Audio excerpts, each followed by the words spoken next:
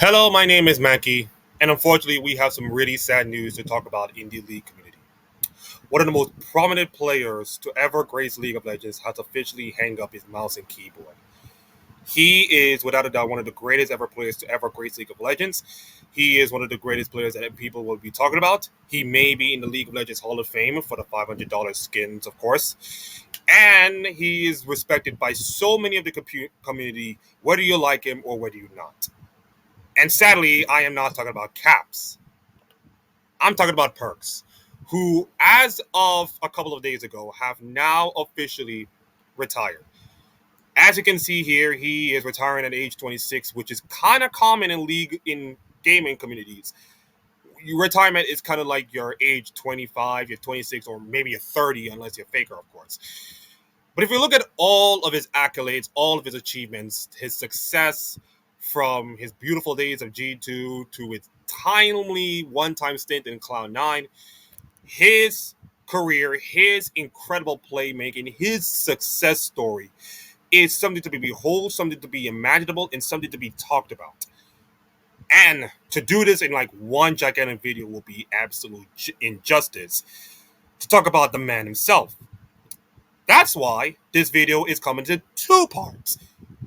First part, we'll be talking about the slow rise of Perkz from, the understudy in the mid laner to like us a already brilliant, good team, in G2 from the early days of his career to 2017 at Worlds. And then part two will be from his breakout moment in 2018 until the dominant rise of G2 from let's say about 2021. And then we're going into like the tail end of his career from like the Cloud9 days and then like the absolute retirement. And then my thoughts about him, his career, and what did he mean to all of European League of Legends. So it's kind of like a multi-part series, of course. So So if you like this little bit of series I'm doing or all the other videos I've been talking about, please go and subscribe and all that kind of stuff. We're closer to 30 views, and I wanted to make sure to get it by the end of summer, or at this current rate with all of YouTube in by the end of the year. So, in order for us to talk about Perkz the Legend, we need to have some context first. We need to talk about the guy who was the Perkz of League of Legends at the time. And not much in terms of trophy stacking or international recognition, but more of like infamy in all these kind of cases. So in order for us to talk about Perkz, we need to talk about Ocelote, the let's say excommunicando owner of G2 in more ways than one. Now we can forget about the ownership and all kind of stuff. Let's talk about Ocelote the player. Back then, you know, he was a decently good, mid laner. He's probably one of the most brilliant mid laners in all of EU. By the way, my knowledge about EU LCS is not as strong. But the guy was kind of like the very first person to put his face on streaming, playing the game, streaming the game, talking about it. His personality is kind of like wild. He wear a scarf, of course. He used to be on one of the most prominent teams in all of EU and SK Gaming back when they were a really good team back then with Wicked and Wicked and Rated, of course, those kind of players. Of course, there's a documentary by GBay99, talking about that. I will put the description below. But long story short, he was a decent good mid laner. And sadly for him, he was involved in one of the two most iconic backdoors in history. The one at Worlds against CLG and, the Expeke one.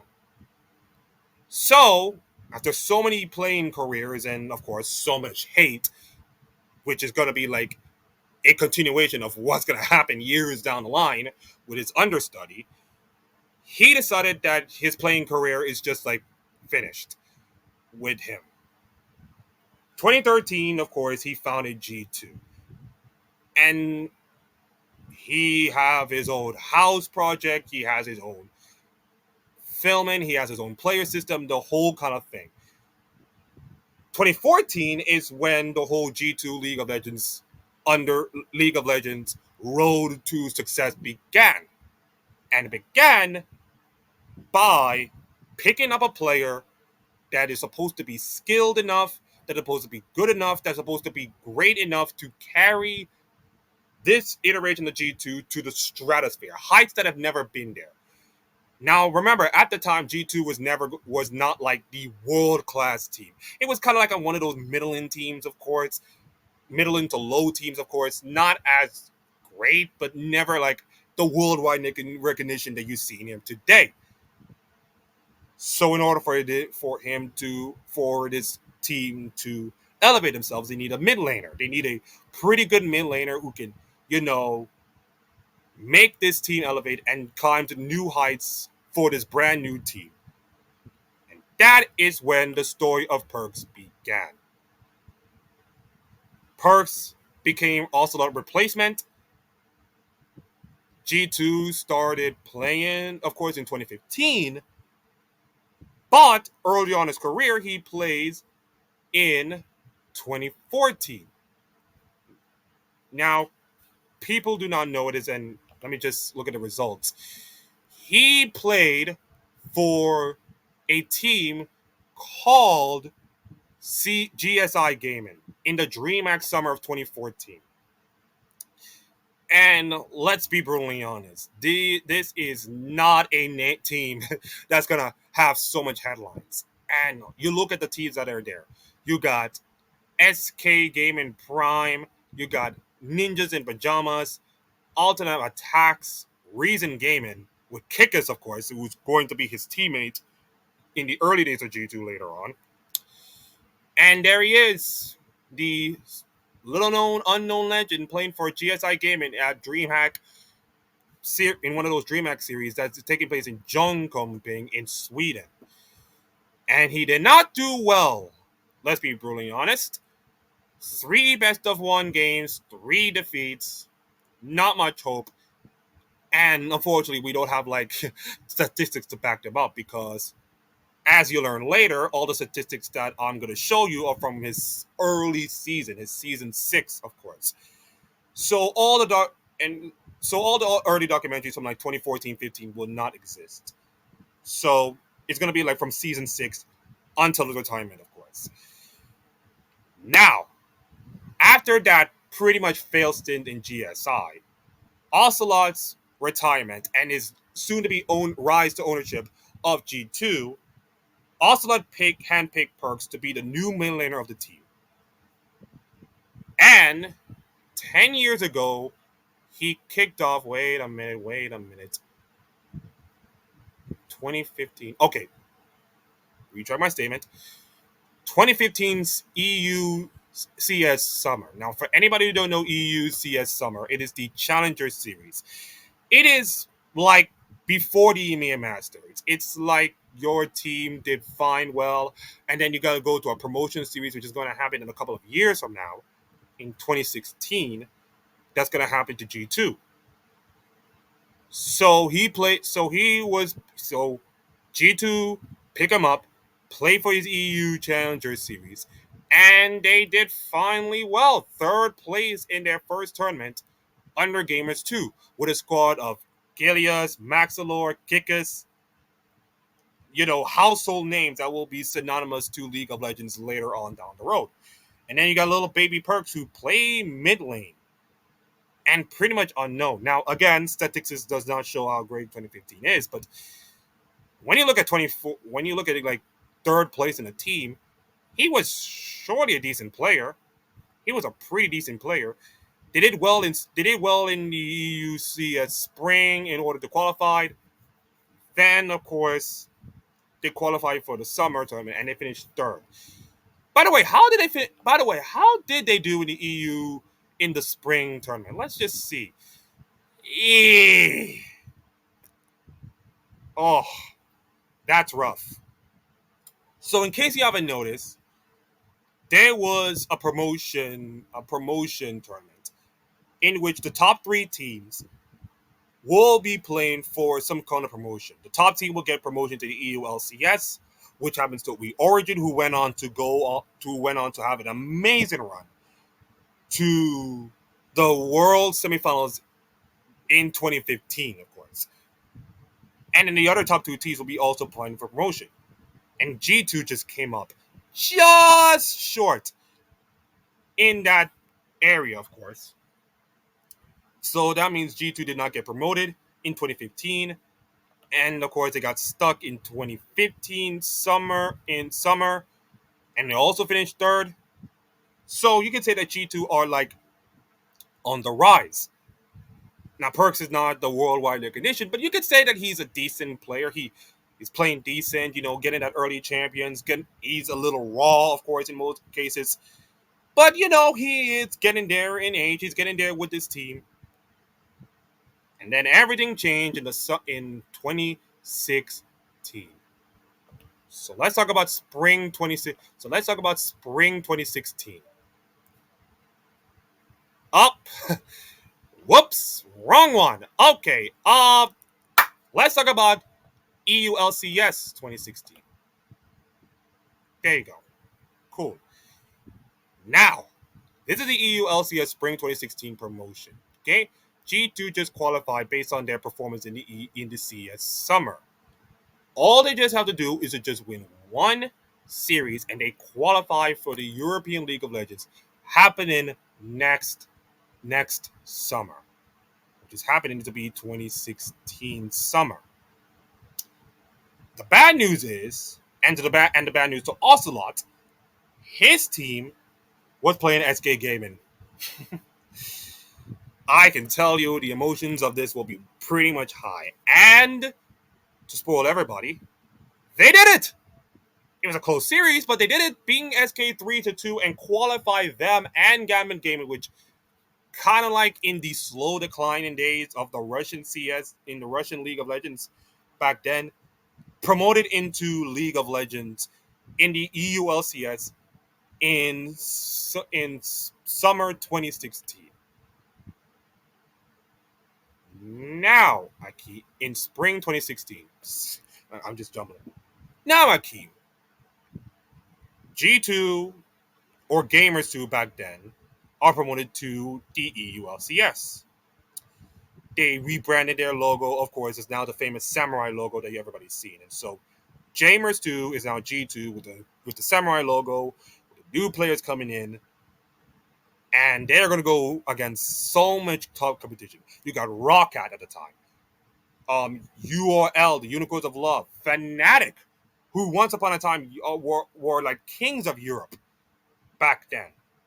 So you got a promoted G2 team coming in against the top thugs of the EULCS in spring.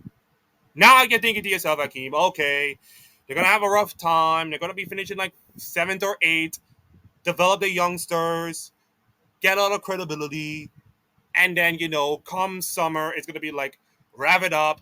They may miss out on worlds. They may miss out on worlds or international competition, but you know what? It'll be fine. All right. I'm sure they'll be. Oh, they won the whole thing. They won the whole thing. G2 Esports, in their very first appearance in a European League of Legends tournament, won the whole thing. And Perkz was named Rookie of the Split. Trick was the MVP. And now he came here with a really established team. Trick was named the MVP. He also have a coach in Youngbuck who was a pretty decent coach. He also made first pro. Like, what the hell? Rookie player on the first pro team with Kabashard and Steelback and Kasing. These are really big names back then in the old EULCS days, and he managed to make it first team all pro as a rookie? Oh my god, that is amazing. That is absolutely amazing. And against all the stronger teams. I mean, Fnatic, as we all know. Fnatic, as we all know. H2K with Odawami and Yankos. Splice with Wonderwear, soon to be named Wonder. Unicorns of Love with Hillisang, Steelback, and basically Chachi and Diamond Procs.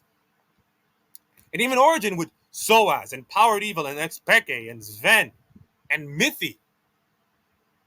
Like, he managed to he managed to become rookie of the split and first team all pro at the same time and win the split.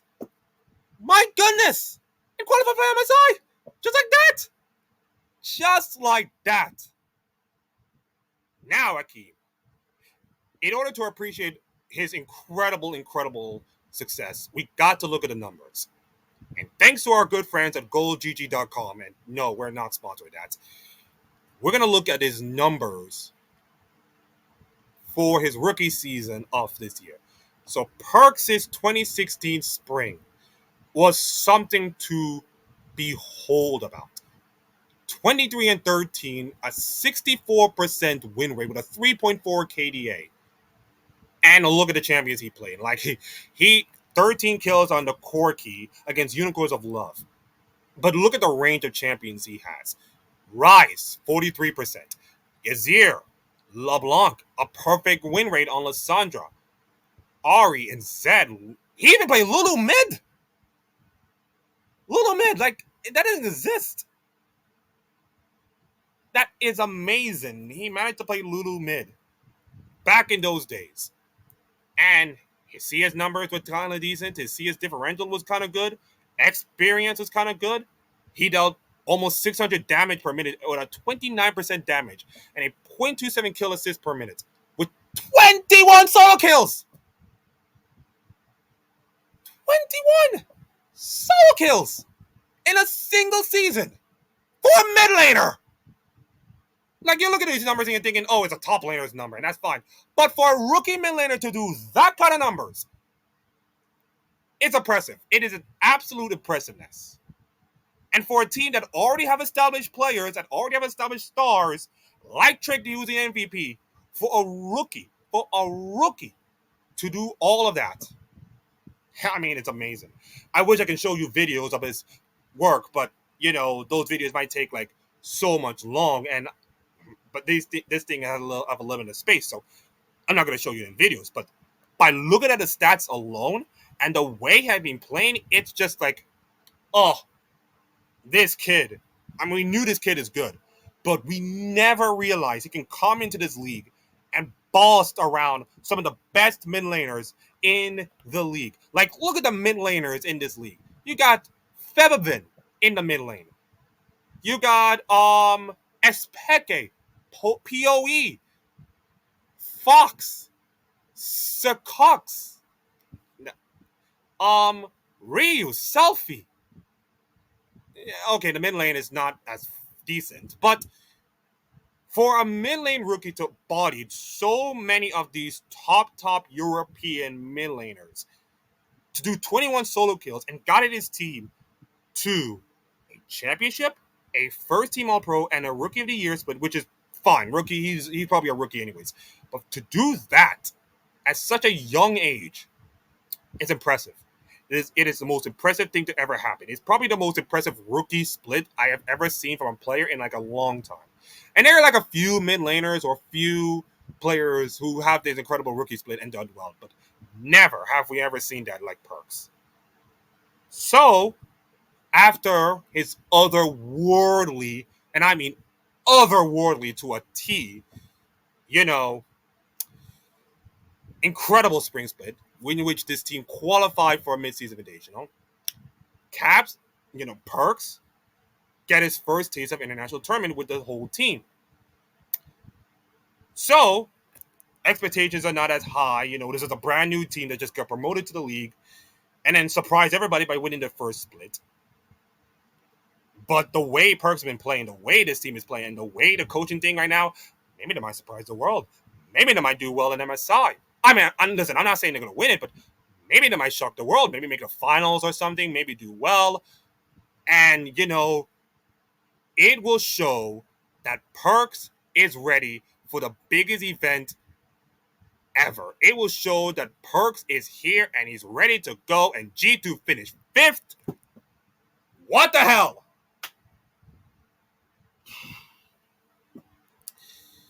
All right, so context need to be made. So for anybody who don't know, this MSI G2 was the vacation G2, the infamous team of G2 team that doesn't give a damn about the MSI, sitting back, have your feet relaxed, all this kind of stuff, not give a damn about everything about it, and then for them to bottom out like that, they finished 2-8. Now, granted, this was best of ones back then, but to finish 2-8, 4 games lower than SKT1, who went on to win the whole tournament. They finished below Flash Wolves and CLG. Like, that is just. I mean, I understand this is a brand new team coming into this, but this team just won the whole sprint. Perkz was bodying every single mid laner ever. And you're telling me that Perkz cannot handle Maple, Hui, Xiaohu, and Faker? Okay, Faker was a beast back then, but how come he didn't do that? How come he never performed well? Well, let's just see the numbers. Let's just see how bad he was in midseason. Oh, Jesus, yeah. He did not cover himself in glory. 1.5 KDA with an 8.6 CS. Rise, not that great. Azir, not that great. And Echo LeBlanc, which is not that great either. And 560 damage, which is fine, but he only have 2 solo kills. And his CS was abysmal. His CS differential at 15 was good, but his goal differential and XP was atrocious. And he's a first blood victim in 20%, which is like absolutely bad. So rookie got schooled. You know, the young rookie upcoming player that everybody talking about how great he was, everybody that he bodied so many EU LCS, just got humbled by some of the best players in the world. And listen, at the time, Europe is not considered one of the best regions in the world. It's supposed to be LCS by a mile. So for when a team surprised everybody, win EU LCS, and then to have a performance like this, granted it's a young, up-and-coming mid laner who's playing his first international tournament and got absolutely schooled by everybody. But for that, it doesn't have a good look to the perception of EU LCS. And most importantly, to G2 in that honor. So for Perkz and for G2 as well, there's a lot of work to do to have his credibility and his status elevate to heights that will never be seen again by everybody. And unfortunately, this is a major step back for him. This is just a major step back for him, the community, and everybody else. I believe this is where all the hate for Perkz have begun. I don't know how, but I think it's just where all the hate has gone. Like, his best performance is against Supermassive 3-1-9. Like, that is just not good enough, man. So, we talking about, Perkz the Understudy. Perkz being carried by his own teammates, including Kickers, of course, carried him to the promotion to the EU LCS. And then we saw the rookie Perkz dominate everybody and root to a rookie split first team All-Pro, and then, of course, MSI advancement, and then they got absolutely bodied in MSI. So onwards to 2016 summer. And look at that, G2 won again. Amazing. Trick once again becoming MVP. I may have told a story about Trick, I may tell a story about Trick someday, but maybe not right now. We're talking about the best of all. We're talking about the guy who brought in viewership numbers. We're talking about the GOAT, all right? We're going to talk about the GOAT, but Trick may get some honors, of course. So Perkz' season did not reach the heights of last season or last split, despite winning the whole thing. Voted second team All-Pro. Knight, who, by the way, is another rookie, who, by the way, won Rookie of the Year, and, of course, first All-Pro, just like Perkz. So Perkz was relegated to second team All-Pro. If you look at the numbers, by the way, he was pretty good. 70% win percentage with a 3.6 KDA, 8.8 CS per minute, 4.9 goal and 21.6% with a kill percentage rate of 62.1%. And my goodness, this guy was cooking in the ULCS in that summer in this summer. Vladimir, Zillion, Malzahar, Karma, some Fizz gameplay as well. He even bounced on the Syndra, of course.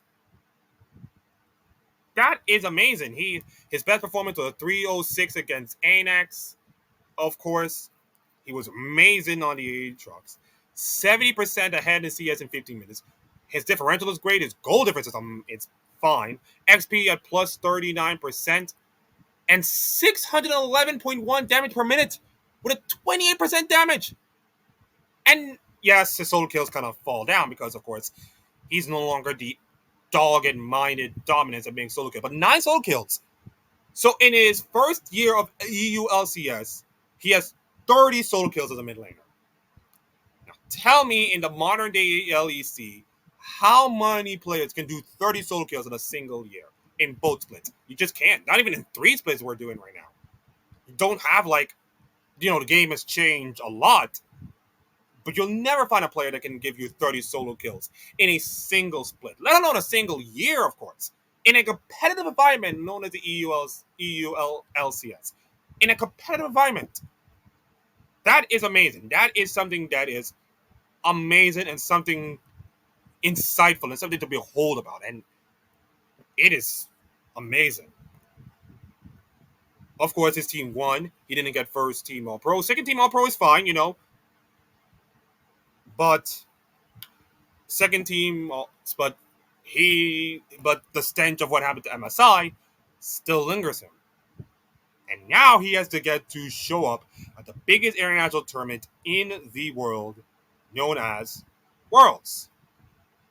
And if you thought MSI was kind of like a little kettle of fish right now, this is the big fish. This is the creme de la creme. This is the opportunity to showcase the world how you have done and how you have achieved and how you succeed everything that you've come all these years. Yes, you have done well in the European region, but let's see how you can do it against some of the international players. And unfortunately, after what happened to MSI, he needs to redeem himself. G2 need to redeem themselves. So let's see how they do. Let's see how they redeem themselves at the World's Tournament. Let's look at the groups, and you can see G2 were in one of those Pool 2 teams, but not getting recognized as much because look at the Pool 1 teams. Look at LMS. I mean, Jesus Christ. The Flash Wolves, man. Flash Wolves were like a dog, man. They were a dog-given team. So sad they left, man. And so does the LMS. So sad. But, if we look at the group stages, oh, jeez. 1-5 in the groups. And they finished below Rocks Tigers and Albus Nox Luna. The underdogs CIS team that didn't get to win the game, of course. In fact, they were kind of like, free food for H2K to make to the semifinals for probably the only time ever. And they finished 1-5. So he had a bummer of MSI and a bummer of a international tournament. And the stats on the international stage did not compute well. 16.7%. Did not win a single game on Syndra or Kama or Oriana or Cassiopeia. And his only win was against Rise, but he was pretty decent on Rise, of course. So, once again, gold and XP numbers were not great. 478.6 on the aggression and 24.8% on the damage. And no solo kills. In fact, I don't think they recorded solo kills enough. So it was a pretty forgettable international tournament for G2 and for Caps. And it's like it was a pretty good year in terms of domestically, but in terms of international performance, we haven't seen the dominant Perkz that many people love in it. I mean, many people are just like stopping this video right now and saying, "Ha, Perkz is crap." But many people do not know that he's a rookie. Guys, remember the guy is a rookie playing for a team with Trick as an MVP, Sven and Mithy, three players who go on to have pretty decent careers, although two is still remaining. One of them is a coach and one of them still plays. But three good players on that team, and Perk just came as a rookie. I mean, I think many people forgot so much that Perkz was a rookie who done so well in the domestic scene, but internationally he just got figured out by so many good teams. Well, if you could say that Albert Knox's team mid laner is Kira, then I think we're stretching the point. But the point is that Perkz' first year in the international scene has not been great. It has not been great. He did not cover himself in glory. He did not perform well. His two international performances, they have gone 2-8, 2-8, and 1-5. A combined 3-13 in international events. 3-13. And yes, there are best of ones, but 3-13 in international events is just, it's not gonna cut it. And if you look at the general conception, and yes, League of Legends fans are absolutely stupid sometimes on Reddit. Many people are looking at this today and just look like, is that how bad G2 were? Yes. Yes, guys. That's how bad G2 were back then. People are remembering the G2 that are decently good now, but people forgot about G2 being an okay team, but never like elevated internationally pre 2018. So G2 has been, but G2 season, and so do Perkz' entire year was fine. He's just a rookie, by the way. He was fine, but he was never like otherworldly, of course. And he got a lot of lick for it. He's got a lot of lick from the Reddit people. Got a lot of lick from the community. He got a lot of lick from everybody. So 2017 is going to Perkz need to go full guns blazing. It's supposed to be like a different year, a different Perkz, a different mentality. 1 year older, 1 year wiser, and 1 year bolder. So let's see how we do in 2017. EU LCS Spring 2017. G2 won again. No surprise there. That's now their third in a row. And if you look at the All Pro, hey, look at that. First team All Pro with Trick and Sven. Not bad. Fizichachi won MVP, which is okay, fine. But Perkz, first team All Pro, again, pretty impressive. Now, I'm going to have to do something. Just give me a couple of minutes. Okay, now if you look at this little bit of note that I made, I decided to track all of Perkz' All-Pro selection teams. He has so far got 2 All-Pros within the space of 2 years as he come in the LEC, and of second team All-Pro as well. So far, Perkz have made it to All-Pro 3 times, and he only landed All-Pro twice, which is impressive, but that's just early on in his career. And G2 were kind of impressive, 12-1 early this season. I believe that one and only loss they had was against Rawcat. It was against Rawcat. I remember that clearly, of course. And in the playoffs, they absolutely smoked everybody. 3-1 against their old nemesis, Fnatic, and 3-1 against Unicorns of Love. And Perkz' entire EU LCS season was not as bad as well. 45 to 25 with a 64.3%. He played the Syndrome more dominantly. He's now flexing his Orianna. He's flexing his Jace more. Cassiopeia is still in the game. And his famous LeBlanc, who got his 50% win rate. His Rise is also signature as well, 70%, of course. And he was impressive on like the Jace. 9-0-6 against Origin. It was impressive. Almost 12,000 damage against we're going to get to that later. We're going to probably get to that later. But 70% on the CS with an 8.3 CS and 214 gold different per minute with 190 XP. And first blood participation at 25.7%, with almost a 560 damage and 28% damage percentage. That is impressive. That is impressive. He also plays Swain and Fizz just to flex on them. And a little bit of Talita, which is not his signature champion, but he flexed on them a little bit. But he was impressive again. He has been impressive in the EULCS the second year. He's probably the best player. He's probably one of the best players on the team, but he's not like the face of G2 right now. Because the face of G2 back then was kind of like Trick, of course, who was a brilliant good jungler.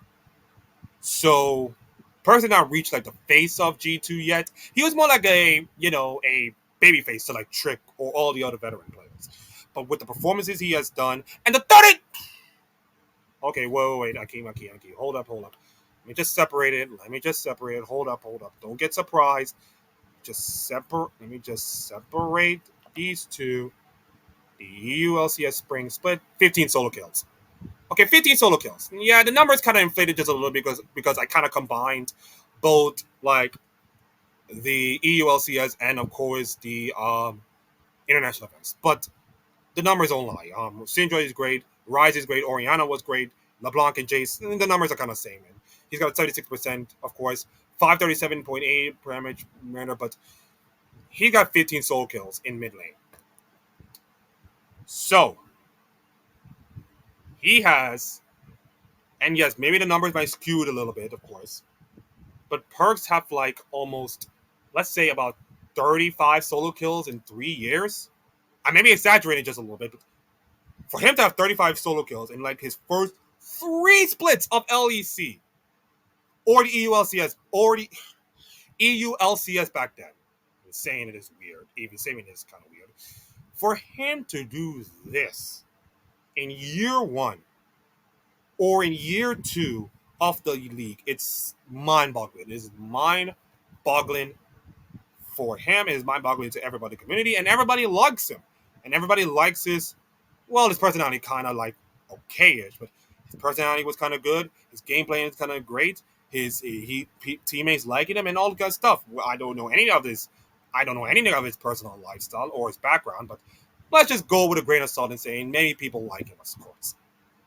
But the limits test is not, the LCS or the international tournaments. Okay, scratch that.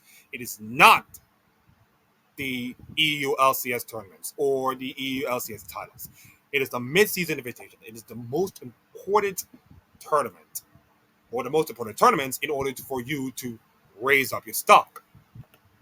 And I have good news, everybody. In 2017, G2 and Perkz got better. Now, granted that they lost to SKT1, but that was SKT1 at the absolute peak of the powers. But they didn't make the finals. They made it to the finals, which I believe is the very first international finals that in a Riot Games based event since the very first World Championship that Fnatic have been in participated and won. God rest his soul, Shushei. Anyways, that is he was MVP twice in the playoffs, of course, which is not bad. The team was pretty good.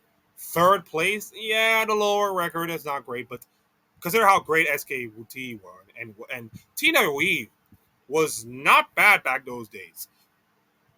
Well, I don't know much of the names, but they were not bad, of course, back in those days. So 4-6 is not great, but consider the competition of LPL and LCK back then, it was not bad.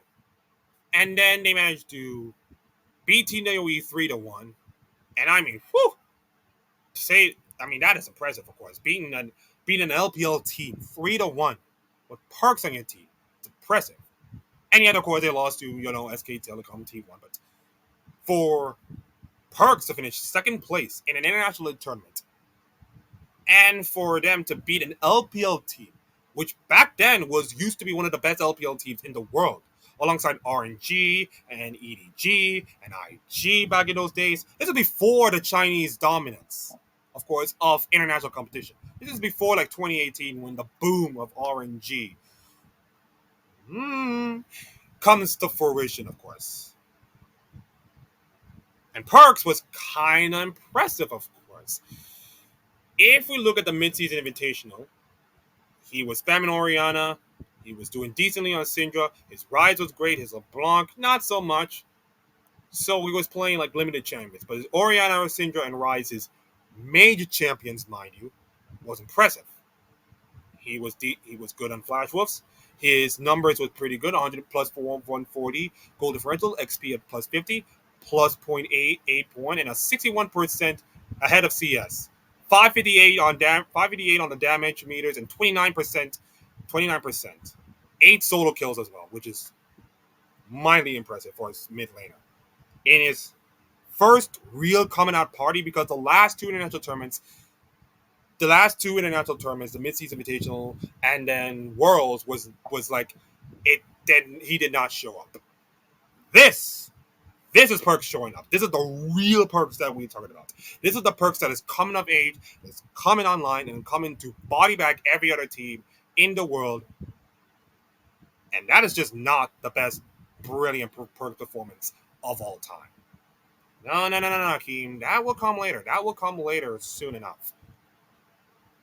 Before that, one more European journey to get to for this part of the Perkz' journey.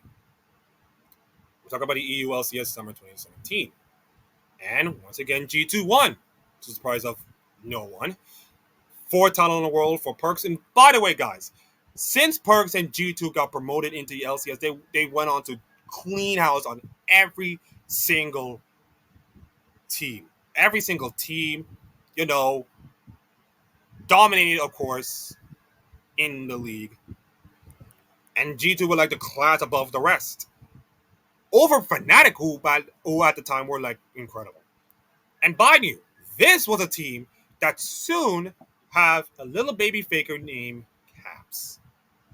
With Reckless and Soaz and Broxa in the mix, that was a pretty strong Fnatic team. Granted, G2 are also strong. They still kept a squad of Expect, Trick, Perkz, Ven, and Mithy in the squad. But, and I have to say but, it's really impressive. It's absolutely impressive that they managed to win 4 LEC titles. In fact, Perkz winning 4 LEC titles in a row in his first 4 splits. It's amazing. It's absolutely amazing. And I have to say, I mean, of course, he did miss 1 week. In week 1, of course, and Blanc filled him in against Rawcats. So he did not get on to a great start. And the team was absolutely like below Group A behind Fnatic, an impressive 11-2 Fnatic team. But in the playoffs, like in the current iteration, G2 showed up. 3-2 against Splice, 3-0 against H2K, and 3-0 against Misfits in the grand finals. To book themselves at Worlds, and for the 4th time in Perkz' career, another international event. This time in 2017 at Worlds. Now let's look at his numbers for the EULCS of 2017. Let me just filter this out. Just a couple of minutes. There you go. And we're talking about the season. We're not talking about playoffs or anything. But if you look at the season numbers, 18-12 with a 60% win rate and a 4 KDA. And look at that, brother. He was playing more Lucian. Taliyah is going up. Galio is going up. So he's now playing the more ranged champions more. And the more, how do I say it, the more CC-oriented champions. Your Taliyah and your Galios, of course. And he plays a lot of them. Orion, he still played the Orion and LeBlanc to absolute extremes some of the times. And the numbers were kind of good. 1.9 CS per minute, 174 at 15 minutes, and 195 XP with a 63.3% win rate, and almost a 580 on the damage per meter, with a 29% damage and a KDA of 0.25 with 15 solo kills. That is impressive. That is absolutely impressive. Oh, Akeem. Let's see if he wins another All Pro award. See if we can track this. No, he did not. No, he did not. And he finished 3rd All Pro. Wolf. Anyways, and that was taken over by Fnatic and H2K, which H2K went to semifinals the following year, and Fnatic was like on a behemoth of a team. The slow seeds of what to become like the best team in the West back the following year. So Perkz being third team to that, and the fact that Trick is also third team as well, just showcased the soon to be declining of the brilliant G2 team that was, and probably the beginning of the Perkz' G2. Now, all the things that I mentioned is like it was Trick G2 and Sven G2, but it's never Perkz' G2. It was never going to be Perkz G2. And then the following year would be that and more. And unfortunately for him, it all went ahead in the 2017 World Championships. And it is a painful one. And I mean painful one if you're a G2 fan right now. So if you look at the team, Mitty was in, Sven, Perkz, Trick, Expect, the same old group. 2017 Worlds, and you look at the teams, wow, that is brutal. And of course, this was the Ardent Center patch, in which like top lane was kind of like nothing, and Ardent Center was broken in every which way possible, to the point that I hated that patch. I hated that Worlds. That was like too many Ardent Centers to be reliant on. And unfortunately for G2, it did not do well. 5-1 over RNG, which by the way were a top team back then. Samsung Galaxy 4-2, who went on to win the whole thing. And then you got G2 3-3 at Worlds, who put up decent performances. Don't mind you, they put up decent performances. Let's see their performance at Worlds. So in Group C, I think they got lost against Samsung Galaxy, beat Fenerbahce, which, let's be honest, Fenerbahce was a weak team. Lost to RNG, then won against RNG, lost to Samsung Galaxy 2, and then beat Fenerbahce, but it wasn't enough, and they got eliminated. And I believe this was the infamous Perkz crying after the last game, knowing that this may be it. This is the last time you get to see some of the players that he has, some of his brothers, some of his people and friends. I think the clip is still there. Let me just see if I can find it. Okay, and there it is. So after beating Fenerbahce to go 3-3 in the 2017 Worlds, they got eliminated from Worlds, and you can see all these players. Trick, who was a product of an amazing G2 team. Expect, one of the best junglers. Sven, who went on to become like a legend of his works. And Mitty, who went on to become a decent player and then a really good coach on that Cloud9 team. And unfortunately for Perkz, and unfortunately for him, this is probably the last time he gets to see all his brethren, all his players, the players that made him like become in his family. Remember, this is a rookie guy who came here in 2015, came in here to a brand new team, have all the success, all the failures, with the team that he has, all the things that has gone through, all the criticism and everything that gone through, and he's gone through so much, and he has made it. And even though they did not do well internationally, at least they get to have one cool moment with the boys, one cold one with the boys, as people said. Because, as you all know in life, nothing, and I mean nothing, is guaranteed. Not even in League of Legends. Riverton plays out. Perkz, they take the game 52-17. G2 Esports over 1907 Fenerbahce. With the Nexus exposed. Let me just see if it's... not 2x speed. I did. I'm a jerk. Okay, normal play. Everything with their backs against the wall against a barren up opponent. They find a way to get the team fight after team fight. Okay, 1 minute. They will get themselves the victory, but it's a heartbreaking victory at that, as they were never going to get into the quarterfinals of Worlds. So they need to hug it out and celebrate how well they played here at the tournament. They did what they could do in the last game. Same here for 1907 Fenerbahce. Go in, see if you can pick up that first win for them. For G2, it's about getting the third one. And while the Yasuo pick was a bit of fun, everything else was very serious here. Both teams really wanted to secure that one win towards the end, but a super rough moment, especially for G2 Esports after being so close in a very tough group. Passion and a lot of pride as well. The Yeah. game helping ever so slightly to pick G2 up, but you can see how emotional they are, knowing how strong their fans and what their fans expected of them. And they have a lot of fans here in China. You can hear the chants. It is bittersweet, but it is still sweet. And we have to remember, this is Europe's first seed that during MSI made the finals, took a game off SKT, then came back to Europe, had a tough summer split. Honestly, they were not looking like one of the favorites to win the whole thing, but Right. then really peaked towards playoffs. 3-0 semifinal, 3-0 final as well, and then make it all the way to Worlds as a first seed and getting RNG and Samsung in your group. It's tough. And Thank you, Deficio, for that beautiful analysis. So yeah, that was, let's be honest, it was a rough year for G2. They managed to exceed expectations by making it to the finals. They managed to beat, SKT1 and Faker in an MSI, despite the fact they didn't win. Perkz was amazing at that MSI. And for everything to cut, and then they have a rough summer. Many people do not make it. Then they made it to Worlds, and then for this to happen, it's brutal. And for Perkz himself, what he does not realize is that this may be the last time he gets to see some of his players, of course.